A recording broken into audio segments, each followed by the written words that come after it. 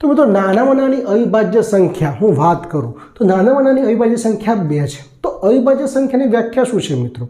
તો એવી સંખ્યા કે જે સંખ્યાને 1 વડે તથા પોતાના વડે ભાગી શકાય પણ બીજી કોઈ સંખ્યા વડે ભાગી શકાય નહીં। તો જેમ વાત કરીએ આપણે કે નાનામાં નાની અવિભાજ્ય સંખ્યા કઈ છે તો કે 2। તો 2 ને 1 વડે ભાગી શકાય। જુઓ 1 2 2 બરાબર છે। 2 ને 2 વડે પણ ભાગી શકાય 2 એકા 2। પણ શું 2 ને બીજી કોઈ સંખ્યા વડે ભાગી શકાય?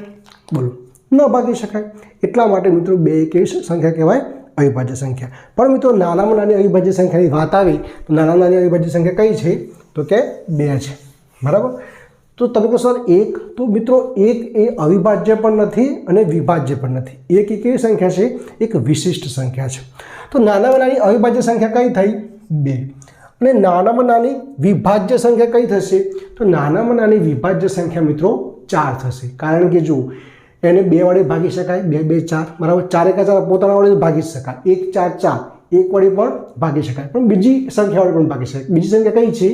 2 છે, જેને 4 ને 2 વડે પણ ભાગી શકાય 2 2 4।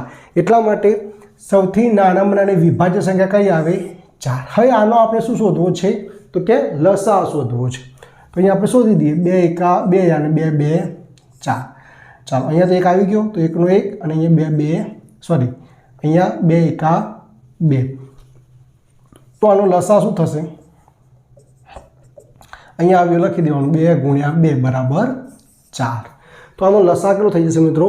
4। અહીંયા લસા 4 જ આપેલો છે, માટે આ તમારું વિધાન કેવું છે? સાચું છે।